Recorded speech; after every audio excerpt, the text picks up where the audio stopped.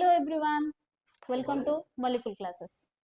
आज आम मैंने नवम श्रेणी प्रथम पद्य पढ़ा जोटा कि कहा मुख अनाई बंचिबी। अच्छा, आर कवि होउचंदी भक्तचरण दास।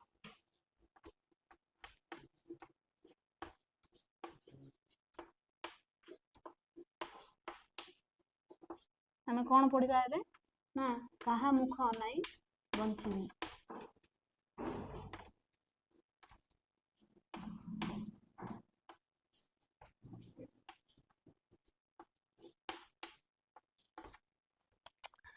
तो कविता पढ़ा आगु प्रथम कवि विषय पढ़नवा। भक्तचरण दास 1800 शताब्दी रे जन्मग्रहण करथिले। खोर्धा जिलार राज्य सुनाखला निकटवर्ती सानपदर ग्राम जन्मग्रहण करथिले। अच्छा, जन्मग्रहण कोडी करथिले ना खोर्धा जिलार राज्य सुनाखेला निकटवर्ती सानपदर ग्राम रे। तांकर प्रथम ना थिला बैरागी चरण पट्टनायक। प्रथम ना कोन थिला ना बैरागी चरण पट्टनायक।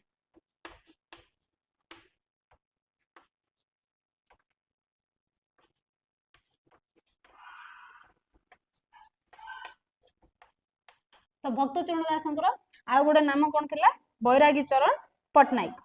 वैष्णव धर्म दीक्षा नेबा परे से भक्तचरण दास नाम रे परिचित हेले। वैष्णव धर्म जेतळे से दीक्षा ग्रहण कले तापरे से भक्तचरण दास रूप रे परिचित हेले। रीति जुगर अन्यतम प्रसिद्ध वैष्णव कवि भाव रे ओडिसा रे से परिचित। से जणे भक्ति भावापन्न कवि थिले। भक्ति भावापन्न माने कोन ठाकुरंको ऊपर जे विश्वास करथि से माने हम कहउछे भक्ति भावापन्न। तो सरल और प्रांजल अभिव्यक्ति ही तांकर रचना वैशिष्ट्य।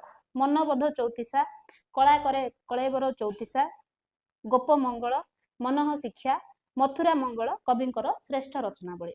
तो कविंकर आउ केतरा श्रेष्ठ रचनावली अछि सेगुडा कोन कोन मनबोध चौतीसा, कला कलेबर चौतीसा, गोप मंगल, मनह शिक्षा और मथुरा मंगल। संकलित पद्यांशटी माने ए जो पद्यांशटी हम पढुचे ए पद्यांशटी ना कोन ना कहा मुख अनाई बंचिबी। ए जो पद्यांशटी हम पढुचे एक पद्य ए कविंकर मथुरा मंगल नामक रचनारू षष्ठ छांदरू गृहीत। माने मथुरा मंगल जो लेखा लिखिछंती से लेखारू षष्ठ छांदरू एडा अणा हिची गृहीत। षष्ठ छांदटीर 20टी पद मध्यरू प्रथम 8टी पद एथिरे ग्रहण करा जाई कहा मुख अनाई बंचिबी नामकरण करा जायछि। से जो मथुरा मंगल जो लेखा लेखा हिची तार 20टी पदरू प्रथम 8टा पद एथिरे लेखा जायछि जार नामकरण करा हिची कहा मुख अनाई बंचिबी। श्रीकृष्ण मथुरा कंसर धनु उत्सव देखा मथुरा को जीवा बेला यशोदा मातृहृदय आशंका व्याकुल हो उठी। संस्कृत कवितार मातृहृदयर गभीर वात्सल्य ममता जीवंत भाव में वर्णित होइछि। तो ये जो कविता आम पढ़ा ए कवितार कौन पढ़ा ना जड़े माँ आउ ता पिला भितर थिबा संपर्क, जड़े माँ ता पिला को केपरि स्नेह वात्सल्य ममता केमती देखांती ए सब विषय आम ए कवितार पढ़ा। आरे बाबू श्याम घन तू गले मधु भवन कहा मुख अनाई बंचिबी। 10 दिग शून्य अथिर हेब जीवन निशी दिवस रे झुरु थिबिरे जीवन धन जीवन बिहुने जेन्हे जस राजा बिने जेन्हे ग्राम देश रे। ना सी एठी माता जशोदा कहउचंदी काहाकू ना तांको पुत्र श्रीकृष्ण कोन कहउचंदी आरे बाबू श्याम घन माने कोन कृष्ण को फोटो जति भी हम देखुचे कृष्ण को कौन कहुच्छे से नील वर्णर से श्याम घन बोली कह जाऊँगी। तू गले मधुभुवन तू जदि मथुरा मंगल पलैबू मधुभुवन माने होची मथुरा तू जदि मथुरा पलैबू ताहले मु कहा मुख को नेकी बंचिबी कहा मुह नेकी बंचिबी। 10 दिग शून्य हब मोर 10टा जाक दिग शून्य हो जिवो अथिर हम जीवन मो जीवनटा पूरा अस्थिर हो जीव। निशी दिवस रे झुरु थिबिरे जीव धन ना निशी दिवस माने कोन दिन राति मु तते झुरी होउथिबी। जीवन बिहुने जान्हे झस जीवन माने होची एठी जल जीवन रो अर्थ होची एठी जल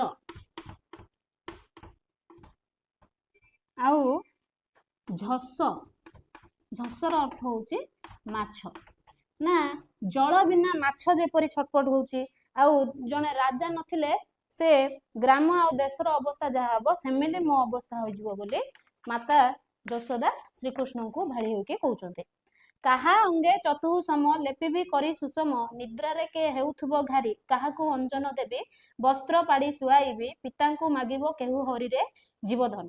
ନା ସେ ଯେତେବେଳେ ଯେହେତୁ ଶ୍ରୀକୃଷ୍ଣ ଛୋଟ ମା ମାନେ ଆମର କଣ କରୁଛନ୍ତି ଯେତେବେଳେ ନା ବିଭିନ୍ନ ପ୍ରକାର ବସ୍ତ୍ର ପିନ୍ଧେଇ ଦେବାଠୁ ଆରମ୍ଭ କରିକି ସାଜସଜ୍ଜା କରିବା ଏସବୁ ଜିନିଷ ମା ମାନେ କରୁଛନ୍ତି। ସେମିତି ସେଠି ମା ଯଶୋଦା ମନେ ପକେଇ କହୁଛନ୍ତି କି କାହା ଅଙ୍ଗରେ ମାନେ କାହା ଦେହରେ ମୁଁ ଚତୁଃସମ ଲେପିବି। ମାନେ ଚତୁଃସମ ମାନେ କଣ ଏ ଯୋଉ ଚନ୍ଦନ ଆଉ କୁଙ୍କୁମ ଏସବୁ ଜିନିଷ ମୁଁ କାହା ଦେହରେ ଲେପିବି ଲେପନ କରିବି। ନିଦ୍ରାକେ ହେଉଥିବ ଘାରି କାହାକୁ ଅଞ୍ଜନ ଦେବି। ଅଞ୍ଜନ ମାନେ କଣ? ଅଞ୍ଜନ ମାନେ ହଉଛି ଆମର କଜଳ। କାହାକୁ ମୁଁ କଜଳ ଲଗେଇଦେବି ବସ୍ତ୍ର ବାଡ଼ିକି କାହାକୁ ମୁଁ ଶୁଆଇଦେବି। ପିତାଙ୍କୁ ମାଗିବ କେହୁ ହରିରେ ଜୀବଧନ। ନା ବାପାଙ୍କୁ କିଏ ହରି ମାଗିବ ବୋଲି କୁହାହଉଛି। ହରି ମାନେ ହଉଛି ଜହ୍ନ ବା ଚାନ୍ଦ। ତମେ ଯଦି ଚାଲିଯିବ ତାହେଲେ ବାପାଙ୍କୁ କିଏ ଜହ୍ନ ମାଗିବ। ନିଶ୍ଚୟ ଯେବେ ଯିବୁ ମଧୁପୁରୀରେ ବାନ୍ଧିବି କାହାର କେଶ କୁସୁମେ କରି ସୁବେଶ କାହା ଲଲାଟରେ ଦେବି ଚିତା କାହାର କର୍ଣ୍ଣେ କୁଣ୍ଡଳ ଖଞ୍ଜିବିରେ ମୋର ବାଳ କାହା ପାଇଁ କରୁଥିବି ଚିନ୍ତାରେ ଜୀବଧନ। କାହା ଅଙ୍ଗୁ ଧୂଳି ଦେବି ପଛି କାହାକୁ ବା ପିନ୍ଧାଇବି କାଛିରେ। ନା ସେ କହୁଛନ୍ତି କି ତୁ ଯେତେବେଳେ ମଧୁପୁରକୁ ଚାଲିଯିବୁ ତାହେଲେ ମୁଁ କାହାର କେଶ ବାନ୍ଧିଦେବି। କାହାର ମାନେ ମୁଣ୍ଡ ଯୋଉ ବାନ୍ଧିଦେବା କଥା ସେ କହୁଛନ୍ତି କି କାହାର ମୁଣ୍ଡକୁ ମାନେ ଚୁଟିକୁ ମୁଁ କେଶକୁ ବାନ୍ଧିଦେବି। ଆଉ କାହାର କୁସୁମ ମାନେ ହଉଛି ଫୁଲ କାହାକୁ ଫୁଲରେ ସଜେଇବି। କାହା ଲଲାଟରେ ଲଲାଟ ମାନେ ହଉଛି କପାଳ କାହା ଲଲାଟରେ ମୁଁ ଚିତା ଲଗେଇବି। କାହାର କର୍ଣ୍ଣେ କୁଣ୍ଡଳ ଖଞ୍ଜିବିର ମୋ ବାଳ। ନା କାହାର କାନରେ ମୁଁ ବିଭିନ୍ନ ପ୍ରକାର କୁଣ୍ଡଳ ଲଗେଇଦେବି। କାହା ପାଇଁ ମୁଁ ଚିନ୍ତା କରିବି। ଆଉ ଏସବୁ କଥା ସେ କହୁଛନ୍ତି। କାହା ଅଙ୍ଗୁ ଧୂଳି ଦେବି ପଛି କାହାକୁ ବା ପିନ୍ଧାଇବି କାଛିରେ। ଯେତେବେଳେ ଶ୍ରୀକୃଷ୍ଣ ଖେଳିକି ଆସୁଛନ୍ତି ସେତେବେଳେ ମାତା ଯଶୋଦା କଣ କରୁଛନ୍ତି? ମାତା ଯଶୋଦା ହୁଅନ୍ତୁ ନା କାହିଁକି ଆଉ କୋଉ ବି ମା ହୁଅନ୍ତୁ ନା କାହିଁକି କଣ କରନ୍ତି? ପିଲାମାନେ ଯେତେବେଳେ ବାହାରୁ ଖେଳିକି ଆସୁଛନ୍ତି ସେତେବେଳେ କଣ କରାଯାଉଛି ନା ତାଙ୍କ ଦେହରେ ଯେ ଧୂଳି ମଳି ଯାହା ଲାଗିଥିବ ମା ତାଙ୍କୁ ଝାଡା ପୋଛା କରିଦଉଛନ୍ତି। ସେମିତି ସେ କଥା କହୁଛନ୍ତି କି କାହା ଅଙ୍ଗରେ ଧୂଳି ଦେବି ପଛି କାହାକୁ ବା ପିନ୍ଧାଇବି କାଛି। କାହାକୁ କାଛି ମାନେ ହଉଛି ଛୋଟ ଲୁଗା କାହାକୁ ମୁଁ ଛୋଟ ଲୁଗା ପିନ୍ଧେଇ ଦେବି। କାହା ଅଙ୍ଗରୁ ମୁଁ ଧୂଳି ସବୁ ଝାଡି ଦେବି। ଏ ଜିନିଷ ସେ କହୁଛନ୍ତି। ଯେତେବେଳେ ବନେ ଯାଉ ସଙ୍ଗରେ ମୋ ପ୍ରାଣ ନେଉ ନିମିଷେ ବିଚ୍ଛେଦ ନ ସହି ଏବେ ଯିବୁ ମଥୁରାକୁ ମତେ ସମର୍ପି କାହାକୁ ଚନ୍ଦ୍ରମୁଖ ନ ଦେଖିଲେ ମୁହଁରେ ଜୀବଧନ। ଜୀବନ ହାରିବି ଗଣ୍ଡ ଜଳେ ତୁ ମତେ ଅନ୍ତର ହେଲେ ତିଳେରେ। ନା ଯେତେବେଳେ ତୁ ବନକୁ ଯାଉ ଶ୍ରୀକୃଷ୍ଣ କଣ ସେ ଗାଈ ଚରେଇବା ପାଇଁ ବନକୁ ଚାଲିଯାଆନ୍ତି ବଣକୁ ଚାଲିଯାଆନ୍ତି। ସେ ଯେତେବେଳେ ବଣକୁ ଚାଲି ଯାଉଥିଲେ ସେତେବେଳେ ଗୋଟେ ମିନିଟ ବି ଗୋଟେ ଛୋଟ ସମୟ ଅଳ୍ପ ସମୟ ମଧ୍ୟ ତାଙ୍କର ବିଚ୍ଛେଦ ମାତା ଯଶୋଦାଙ୍କୁ ଅସ୍ଥିର କରିଦଉଥିଲା। ତ ସେତେବେଳେ ମତେ କେତେ କଷ୍ଟ ହଉଥିଲା। ତୁ ଯଦି ଏବେ ମଥୁରାକୁ ପଳେଇଯିବୁ ମତେ କେତେ କଷ୍ଟ ନ ହବ। ଯଦି ମତେ କେତେବେଳେ ବି ତୋ କଥା ମନେ ପଡିବ ତାହେଲେ ମୁଁ ଗଣ୍ଡ ଜଳରେ ନିଜ ଜୀବନଟାକୁ ସମର୍ପି ଦେବି। ଗଣ୍ଡ ଜଳ ମାନେ ହଉଛି ଗଭୀର ଜଳ। ଗଭୀର ଜଳରେ ନିଜ ଜୀବନକୁ ସମର୍ପି ଦେବି। ତୁ ମତେ ଅନ୍ତର ହେଲେ ତିଳେରେ। ସର ଲବଣୀ ଅଧାମ ପକ୍କ ରମ୍ଭା ସୁଧା ସମ ମୁଖେ ଦେଲେ ଥୁ ଥୁ କରି ଫିଙ୍ଗୁ ଯେତେ ରୂପେ ନାଳି ଆଇ ପରଶଇ ବଳି ଆଇ କୋପେ ଉଠି ପାକ ଭାଣ୍ଡ ଭାଙ୍ଗୁରେ ଜୀବଧନ। ନା ମୁଁ କେତେ ନାନା ରକମର ଖାଇବା ରୋଷେଇ କରିକି ତତେ ଦିଏ। ସର ଲବଣୀ ଅଧମ ଏସବୁ ଜିନିଷ ମୁଁ ଖାଇବାକୁ ଦିଏ। ଫିର ବି ତୁ ସେ ସବୁ ଜିନିଷ ଥୁ ଥୁ କରିକି ଫିଙ୍ଗି ଦଉ। ଯେତେ ପ୍ରକାର ଜିନିଷ ଦେଲେ ମଧ୍ୟ ତୁ ସେ ସବୁକୁ ଫିଙ୍ଗି ଦଉ। ରନ୍ଧା ହେଇଥିବା ରୋଷେଇ ଖାଇବା ପତ୍ର ଯାହା ହେଇଥିବ ସେ ସବୁକୁ ଭାଙ୍ଗି ଦଉ। ଏବେ ଦୂର ହୋଇବ ସେ କଥା କି ନ କରେ ଦାରୁଣ ବିଧାତାରେ। ଏବେ ଆଉ ସେ ଅଳି ଅଝଟ କିଏ କରିବ? ଏବେ ତୁ ଯଦି ଦୂର ହେଇଯିବୁ ମୋଠୁ ମୋ ମାନେ ବିଧାତା ମାନେ କିଏ? ଭଗବାନ ଏତେ ନିଷ୍ଠୁର କେମିତି ହଉଛନ୍ତି? କେତେ ଦାରୁଣ ହଉଛି ହେଇଯାଇଛନ୍ତି ଏ ଜାଗାରେ ସେ କଥା ସେ କହୁଛନ୍ତି। ଛାଇକି ଅନାଇ ଡରୁ ଧାଇ ମତେ କଳ କରୁ ବସନେ ଘୋଡାଇ ମୁଖ ଗୋଟି ହେଉ ଥାଉ ଥର ହର ଦେଖିଲେ ଅନ୍ଧାର ଘର ଉଚ୍ଚ ପାବଛ ନ ପାରୁ ଉଠିରେ ଜୀବଧନ। ନା ସେ କହୁଛନ୍ତି କି ଛାଇକୁ ଅନେଇକି ତୁ ଡରୁ। ଛାଇ ମାନେ କଣ? ଆମେ ନିଜର ଛାଇକୁ ଦେଖିକି ମଧ୍ୟ ସେ ଡରି ଯାଆନ୍ତି। ଶ୍ରୀକୃଷ୍ଣ ଧାଇଁକି ଆସିକି ସେ ମାଙ୍କ କୋଳରେ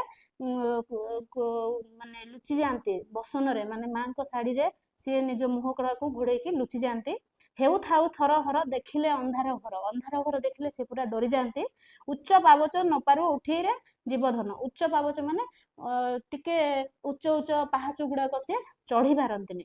ମଧୁପୁରୀ ହସ୍ତି ଘୋଡା ମାନ ଗର୍ଜିଲେ ନ ପୁଣ ଡରୁ ଶ୍ୟାମରେ କାନ୍ଥେ ଦେଖି ଚିତ୍ରପନ୍ତି ନାନା ଭୟଙ୍କର ମୂର୍ତ୍ତି ଭୟ ଯାଉ ସେ ଘରୁ ପଳାଇ।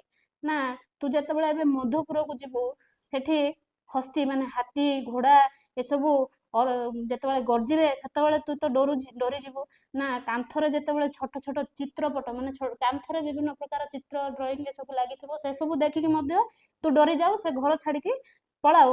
ଏବେ କଂସପୁରକୁ ଯିବୁ, ରାକ୍ଷସ ମାନ ଦେଖିବୁ, ଡରି କାହାକୁ ଧରିବୁ ଯାଇରେ ଜୀବଧନ। ଏବେ ତ ତୁ କଂସପୁରକୁ ଯାଉଛୁ। କଂସପୁର କାର? ମଥୁରା ମାନେ କଣ? କଂସପୁର ତାଙ୍କ ମାମୁଁ ଡକା ପଠେଇଛନ୍ତି ଯେ ଧନୁଯାତ୍ରା ବୁଲି ଯିବେ। ତ ସେତେବେଳେ ସେ କଂସପୁର ଯେତେବେଳେ ତୁ ଯିବୁ, ସେଠି ତ ବିରାଟ ରାକ୍ଷସ ମାନଙ୍କୁ ଦେଖିବୁ। ସେ ରାକ୍ଷସ ମାନଙ୍କୁ ଦେଖିଲେ ତୁ କାହା ପାଖରେ ଯାଇକି ନିଜକୁ ଡରିଗଲେ ତୁ କାହା ପାଖରେ ଯାଇକି ନିଜର ଜୀବନକୁ ଟିକେ ସ୍ଥାୟୀ କରେଇବୁ, ଏସବୁ ଜିନିଷ ସେ କହୁଛନ୍ତି। ମାଏ ବୋଲି ଡାକିବୁ କାହାକୁ, ସାହାବା କେହା ହଉ ଆହା ବୋଲିବାକୁ ରେ ନିଶା କାଳେ ମୋର କୋଳେ, ଶୋଇଥାଉ ଶ୍ରମ ବଳେ, ସ୍ୱପ୍ନରେ ଦେଖି କିସ କିସ, ମା ବୋଲି ଚମକି ପଡୁ, କଣ୍ଠେ ଦୁଇ ଭୁଜ ଭିଡୁ, ପୁଣି ଶୋଉ ଘୋଡି ହୋଇ ବାସରେ ଜୀବଧନ। ନା ତୁ ଯେତେବେଳେ ଶ୍ରମ ବେଳେ ମାନେ ହାଲିଆ ହେଇକି ଥକି ଯାଇକି ଯେତେବେଳେ ତୁ ରାତିରେ ଫେରି ଆସୁ, ସେତେବେଳେ ଯେତେବେଳେ ଶୋଇଥାଉ ସ୍ୱପ୍ନରେ ମଧ୍ୟ କଣ କଣ ସବୁ ଦେଖିକି ଏମିତି ଆମେ କହୁନେ ବାଉଳେ ହଉଛି, ବାଉଳେ ହେଇକି ସେ କେମିତି କେମିତି ହେଇକି ସେ କଣ କରନ୍ତି ନା ମା ବୋଲିକି ଉଠି ପଡନ୍ତି। ଉଠିକି କଣ କରନ୍ତି, କଣ୍ଠେ ଦୁଇ ଭୁଜ ଭିଡୁ, ନା ଦିଟା ଭୁଜ ମାନେ ହଉଛି ହାତ, ଦିଟା ହାତରେ କଳେଇ ଦିଅନ୍ତି ମାଙ୍କୁ, ଆଉ ଡରିକି କଣ ସବୁ କହିଯାଆନ୍ତି। ସେ କଥା ସେ କହୁଛନ୍ତି କି ତୁ ଡରି ଯାଉ, ତତେ ମୁଁ ମୋର କଣ ନା ପୁଣି ମୋର ବସ୍ତ୍ରରେ ଘୋଡେଇକି ପୁଣି ଶୁଏଇ ଦିଏ, ସେ କଥା ସୁମରି ମରିଯିବି, ଉଠ ବୋଲି କାହାକୁ ଡାକିବିରେ। ସେ କଥା ସୁମରିକି ମାନେ ସ୍ମରଣ କରିକି ମୁଁ ଡରିଯିବି, ଆଉ ଉଠ ବୋଲିକି କାହାକୁ ଡାକିବି। ତୁ ଯେତେବେଳେ ସ୍ୱପ୍ନରେ ବାଉଳି ଚାଉଳି ହଉଛୁ, ସେତେବେଳକୁ ତୁ ଯଦି ଡରି ଯାଉଛୁ ତ ମୁଁ ତତେ ଉଠେଇକି ବୁଝେଇକି ପୁଣି ଶୁଏଇ ଦଉଛି ଘୋଡାଘୋଡି କରିକି। ତୁ ଯଦି ସେଠି ଯାଇକି ସେମିତି ହବୁ, ତାହେଲେ ତତେ କିଏ ସାହାରା ହବ? ତ ଏ କବିତାରେ ଆମେ କଣ ପଢିଲେ, କଣ ବୁଝିଲେ ନା ଜଣେ ମା ତାଙ୍କ ପୁତ୍ର ବିଚ୍ଛେଦରେ ତାଙ୍କୁ କେତେ କଷ୍ଟ ହଉଛି, ଆଉ ସେ ଯେତେବେଳେ ମଥୁରାକୁ ପଳେଇ ଯାଉଛନ୍ତି ଶ୍ରୀକୃଷ୍ଣ, ସେ ମଥୁରାକୁ ଗଲା ପରେ ତାଙ୍କୁ କେତେ କଷ୍ଟ ହଉଛି, ଗଲା ପରେ କୋଉ କୋଉ ଜିନିଷ ସବୁ ମନେ ପକେଇବେ, କୋଉ କୋଉ ଜିନିଷ ମନେ ପକେଇକି ତାଙ୍କୁ କଷ୍ଟ ହବ, ଏସବୁ ଜିନିଷ ସ୍ମରଣ କରୁଛନ୍ତି। ଏଠି ଏ କବିତାରେ ଭକ୍ତଚରଣ ଦାସ କଣ କରୁଛନ୍ତି ନା ଜଣେ ମାଙ୍କର ବାତ୍ସଲ୍ୟ ମମତାକୁ ବର୍ଣ୍ଣନା କରିଛନ୍ତି। ନମସ୍କାର।